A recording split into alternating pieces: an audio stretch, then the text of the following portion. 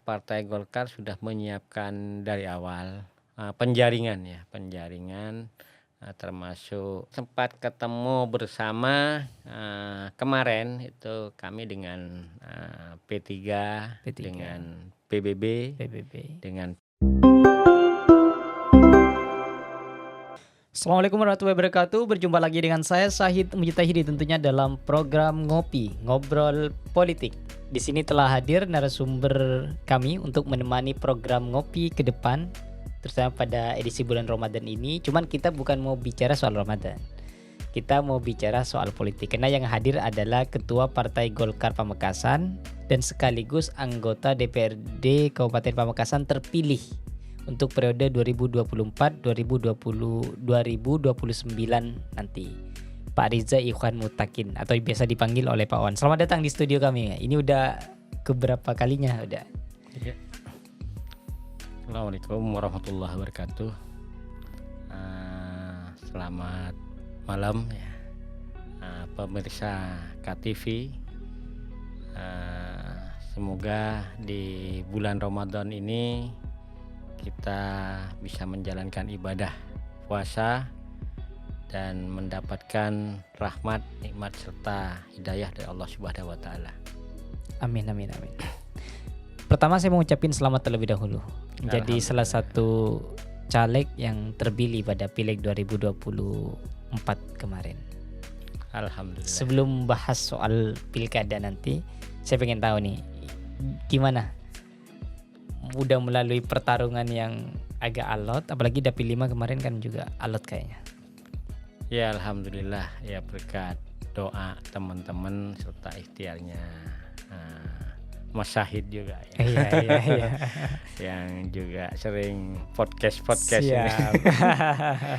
Ya alhamdulillah ya, kita diberi amanah oleh Allah Subhanahu wa taala untuk menjalankan tugas sebagai anggota DPRD periode 2024-2029.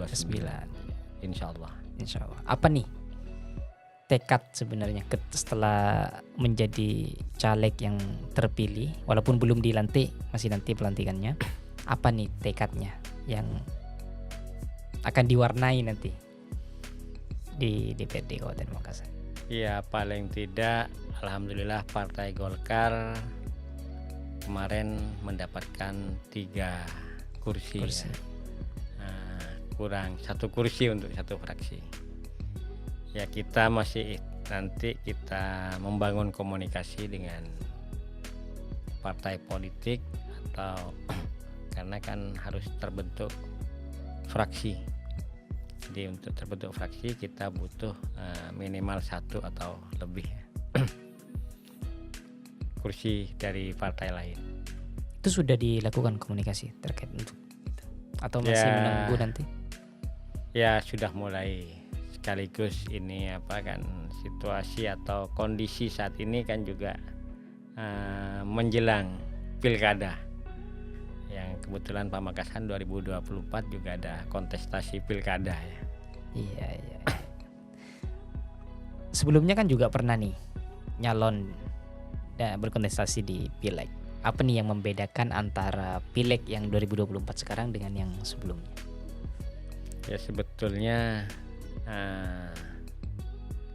ya dibilang beda ya enggak juga. Artinya sama-sama menggalang suara. Gimana mendapatkan suara, gimana mendapatkan pendukung sehingga kita bisa memperoleh suara yang memenuhi dan tercapai. Kita ikhtiar sebesar-besarnya atau sebanyak-banyaknya untuk mendapatkan dukungan suara dari masyarakat. Tentu ada nuansa yang berbeda kan. Mungkin lebih ketat sekarang persaingannya atau lebih ketat dulu, atau memang masyarakat yang sekarang berbeda dengan pemilih yang sekarang berbeda dengan dulu, atau seperti apa? Atau memang sebenarnya ngalir aja, sama aja sebenarnya? Kita mengalir saja karena kan politik itu sangat dinamis. Iya. Artinya potensi caleg pun kan juga berbeda. Jumlah caleg sama, cuman kan potensi atau kekuatan masing-masing caleg itu berbeda, sehingga kan kalau semakin banyak caleg yang kuat akan semakin keras pertarungannya. Artinya untuk mendapatkan dukungan itu akan semakin bersaing ketat. Iya. Yang itu yang juga harus kita mengawal dari konsolidasi mengawal sampai ke KPU. Kemudian kan juga rame nih, suaranya hilang ya. Kalau yang Pak Riza hilang juga nggak? Alhamdulillah terkawal dengan baik. Terkawal dengan Artinya yang penting kita juga menyiapkan saksi di masing-masing TPS dan menjaga suara dari TPS ke kecamatan di tingkat PPK sampai di KPU. Insya Allah kalau terkawal betul dan terjaga, form C hasil ada semua, insya Allah kita bisa mengawal dengan baik. Dan itu sesuai dengan di awal berarti. Ya. Dari C1 sampai ada yang enggak, ketika dihitung ulang kita ada cenderung ada tambah. Kebetulan yang saya itu kalau dihitung ulang cenderung ada penambahan suara. Ya, alhamdulillah karena kita data, kita upayakan selengkap mungkin. Oke. Berbicara soal pilkada, gimana nih persiapan Partai Golkar menatap pilkada Pamekasan 2024? Terkait pilkada, Partai Golkar sudah menyiapkan dari awal penjaringan termasuk pada November kemarin. DPP sudah mengeluarkan sprint penugasan terhadap bakal calon kepala daerah dan wakil kepala daerah. Jadi Partai Golkar sudah menyiapkan, cuman itu semua kan nanti masih dinamis politik ini. Waktu itu ada kader internal, ada kader eksternal.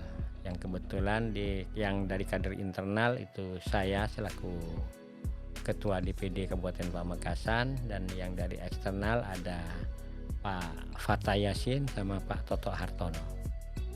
Itu yang mengantongi sprint atau prarekom ya? Iya, kemarin undangannya kita penyerahan sprint penugasan untuk bakal calon kepala daerah dan wakil kepala daerah menjelang pemilu legislatif dan pilpres. Itu yang dimaksud dinamis seperti apa sih sebenarnya? Bisa dijelasin, takut ada pemirsa KTV yang belum paham. Ya, maksud dinamis itu kan ibaratkan kan masih belum keluar rekom. Jadi masih memungkinkan ada beberapa evaluasi baik dari internal ataupun dari teman-teman DPP. Dan ini perlu diketahui juga bahwa Partai Golkar tidak bisa maju secara mandiri, sehingga masih perlu berkoalisi dengan partai lain. Makanya kan masih kita harus membangun komunikasi politik baik dengan partai lain ataupun dengan para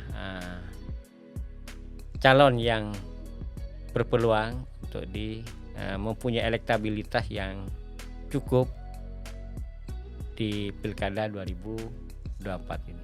Catatan untuk evaluasinya apa biasanya nanti yang menjadikan pertimbangan ini? Bisa komposisi bisa aja tetap, bisa aja berubah. Iya, ya partner koalisi pertama kan gitu. Kita kan tidak bisa menentukan saya mencalonkan si A. Terus kalau kita mandiri full mungkin masih bisa.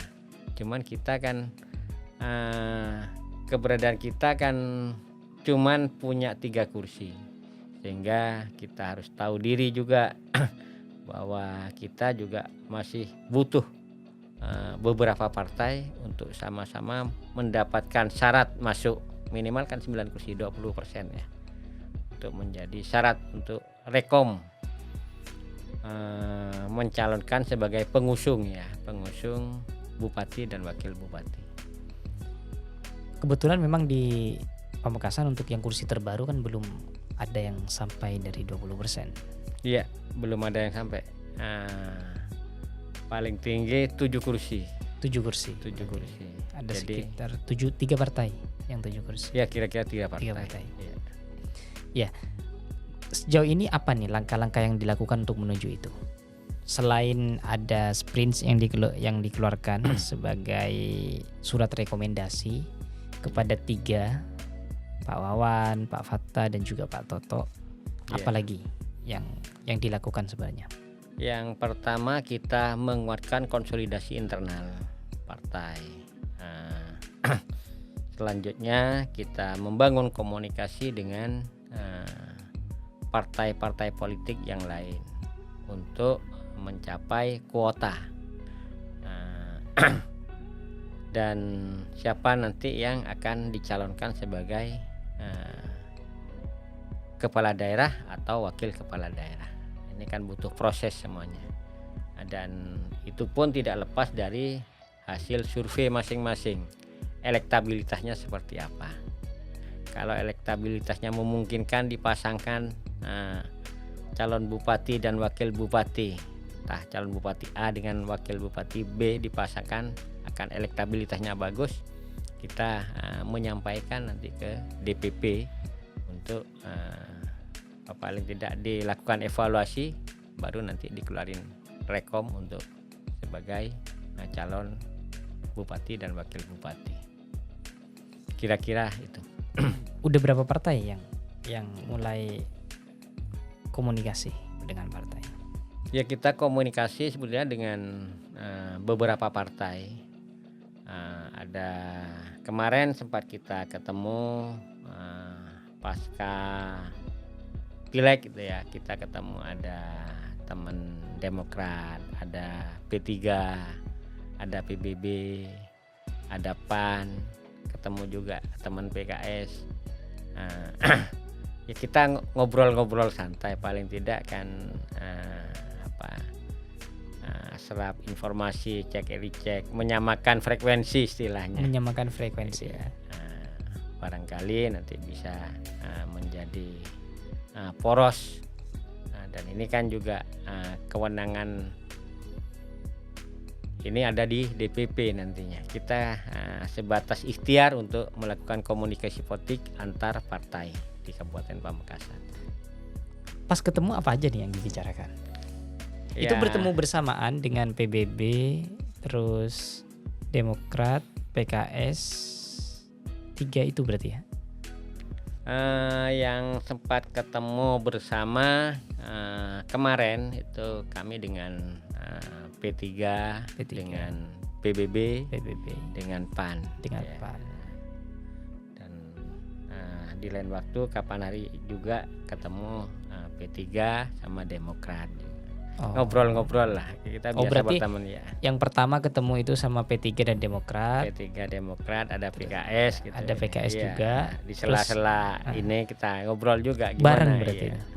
Kira-kira. Terus pertemuan kedua ketemu sama PBB, PAN, P3 sama Golkar. Ya kebetulan di Golkar, teman-teman kan ngumpulnya biasanya kan di kantor Golkar. Apa saja nih yang biasanya biasa, yang udah diobrolin?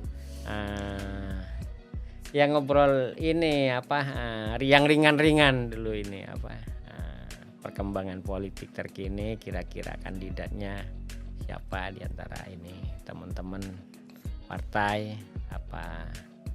kan yang muncul saat ini kan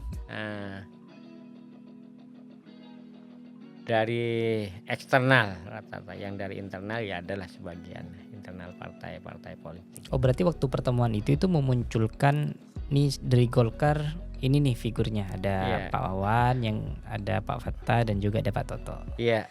Terus dari partai-partai lain juga munculkan. Iya gitu. Ada yang ini. Kira-kira kalau kami ini ya. Iya. Artinya kan kita bisa ini. Terus selain itu juga menyamakan persepsi gimana kalau koalisi.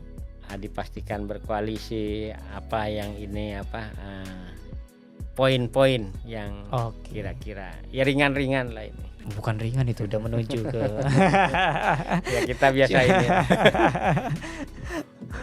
Iya. Berarti ngopi-ngopi ngumpul kayak itu sudah mulai dilakukan. Ya, Tapi belum menemukan satu figur yang tampaknya ini yang cocok untuk M1.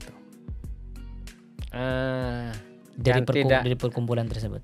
tidak semudah itu, artinya kan untuk memastikan ini cocok enggak kan paling enggak ada data, hasil survei, hasil ini apa. Kalau hanya sebatas klaim segala macam, kami kan juga butuh pertanggungjawaban nanti untuk disampaikan baik di internal Partai Golkar ataupun nanti juga ke DPP. Ya kita lihat ini nanti masing-masing calon biasanya kan ada konsultan politiknya dan melakukan kajian survei nanti calon A kemungkinan kalau dipasangkan dengan B, C elektabilitasnya berapa persen ini kan kira-kira begitu. Itu nanti menjadi pertimbangan juga karena di Pamekasan ini kultur pesantren, artinya tokoh ulama karismatik ini kan juga perlu kita juga nanti butuh masukan dari beliau, komunikasi juga dengan tokoh-tokoh, baik dengan tokoh ulama, dengan kepala desa ataupun dengan tokoh-tokoh yang lain. Paling tidak kita juga minta masukan figur yang pas untuk memimpin Pamekasan. Paling tidak kita bisa mengetahui visi dan misi yang akan dilakukan ketika nanti menjadi bupati atau wakil bupati. Oh iya. Sebatas memastikan, berarti yang dilakukan Partai Golkar untuk penyatuan persepsi itu yang sudah dilakukan, ngobrolnya adalah dengan PKS, PAN, P3, Demokrat sama PBB. Yang ini dengan ya P3, PBB tadi malam ya, tadi malam pas kita ngopi juga di ini. Ya biasa bincang-bincang setengah guyon lah ya, cek frekuensi kira-kira gitu. Ya paling tidak bahwa partai punya tanggung jawab ketika sudah mengeluarkan rekom, maka karena partai adalah pilar demokrasi ya, punya tanggung jawab calon nanti yang direkom untuk memimpin Pamekasan, diharapkan Pamekasan menjadi yang lebih baik dari yang sebelumnya memang. Setelah ini ada lagi agenda dengan partai lain yang selain 5 yang disebutin? Insya Allah tetap ada. Artinya tetap kita membangun komunikasi dengan ya syukur-syukur bisa kita ketemu bareng para pimpinan partai sehingga penyamaan frekuensi penyamaan persepsi terkait figur untuk Pamekasan ke depan ini kan akan lebih baik. Ya. Kemungkinan kapan nih akan mengerucut? Ini kan udah mendekat. Masih panjang. Soalnya beda. Tahun 2000 yang 2018, 2016 figur udah muncul. 2017-nya figurnya udah menguat. Ini tinggal berapa bulan ya? Iya. Sebetulnya kan sudah mulai muncul di sosialisasi di masyarakat tuh, nama-nama sudah muncul. Cuman itu kan masih tahap ini pengenalan mungkin popularitas ini ya bagi yang sudah pernah nyalek di partai kan sudah berjalan juga. Kan tidak menutup kemungkinan dari masing-masing partai barangkali ada pimpinan partai juga yang berminat maju di pilkada. Cuman apakah nanti kan harus berhitung juga potensi menang atau potensi kalau yang kebetulan umpamanya punya kursi di terpilih kemarin perolehan suaranya kan soalnya kan harus memundurkan diri untuk mencalonkan sebagai mencalonkan bupati, nanti mengundurkan diri sebagai anggota DPRD. Pak Wawan ini kan juga udah terpilih, gimana rencananya nanti? Sekarang mengantongi prarekom itu. Ya, saya selaku anggota dan pimpinan partai politik ya mengikuti arah rekomendasi dari DPP dan akan melaksanakan apa yang menjadi keputusan DPP nantinya, siapa yang terekom oleh DPP. Berarti kalau rekomnya jatuh ke Pak Wawan juga siap untuk mundur dari anggota DPRD Pamekasan. Ya nanti kan tetap kita diskusikan dengan internal partai, kemungkinan-kemungkinan, peluang-peluang yang ada. Kalau memungkinkan, kenapa tidak? Kalau memungkinkan kenapa tidak? Berarti siap sebenarnya walaupun harus melepas yang baru didapatkan gitu kan. Berarti kan pelantikan Agustus ya? Pelantikan insya Allah Agustus jadwalnya. Agustus. Dan pemilihan ini kalau nggak salah Oktober apa November gitu ya? November kalau. November. Ya. Rentan waktunya Tipis ya. tipis. Iya. Sebenarnya siap nggak kalau Pak Wawan? Atau udah ada niatan memang atau seperti apa? Selaku kader ya harus siap. Harus siap. Kalau emang ditunjuk. Kalau ditunjuk dan diberi amanah. Ya mudah-mudahan peluangnya bagus kan gitu. Kalau peluangnya kira-kira tidak memungkinkan, kan mending yang nyata saja. Oh iya paham saya maksudnya. siap paham. Berarti kalau emang memungkinkan siap. Yeah. Kalau emang tidak memungkinkan hanya sebatas meramaikan, mungkin yang pasti saja. Yang pasti saja. Kalau hanya pasti sebatas bukan main-main soalnya. Bukan main-main, bukan urusan yang main-main. Ya, ini kan kebetulan prarekom yang non politisi itu kan birokrat. Kenapa nih kok dua prarekom itu jatuh kepada birokrat? Gak ada yang salah satunya pengusaha atau salah satunya dari kalangan pesantren atau apa? Kenapa kok birokrat? Ya, ya karena yang pertama kita kan pengajuan awal itu kan dari internal politisi. Setelah kita bicarakan dengan internal DPD Kabupaten ya muncul nama saya. Yang eksternal muncul nama Pak Fathah Yassin sama Pak Toto Hartono. Sebetulnya juga ini cuman kan kalau dari eksternal dari partai lain kan waktu tahap awal kan ya kalau partai lain ini kita juga komunikasi dengan beberapa tokoh sebetulnya. Cuman kalau masih ragu atau setengah-setengah kan karena kita bukan mau main-main, kita cari yang serius kan gitu. Dan yang serius Pak Fathah sama Pak Toto. Insya Allah ya. Iya. Saat disodorkan kemarin 3 nama itu gimana? Saat ketemu? Ya langsung kita setelah menyampaikan nama-nama ini kita konfirmasi ke yang bersangkutan oke, diundang lah sama DPP. Bukan maksudnya pas waktu ketemu cek frekuensi katanya tadi itu kan itu menyampaikan kalau dari Golkar ada nama ini. Iya. Gimana respon dari parpol lain? Ya responnya ya baik karena tokoh-tokoh yang diajukan artinya punya pengalaman dan punya istilahnya jam terbang yang cukup dalam pemerintahan. Kalau saya kan di bidang politik di politiknya. Ya. Kalau Pak Fathah Yassin kan pengalaman di bidang birokrasi dan sudah pernah menjadi PJ Bupati di Pamekasan, pernah menjabat sebagai Wakil Bupati di Pamekasan dan Kepala Bakorwil dan di Jawa Timur juga tidak diragukan. Iya. Begitupun dengan Pak Toto Hartono.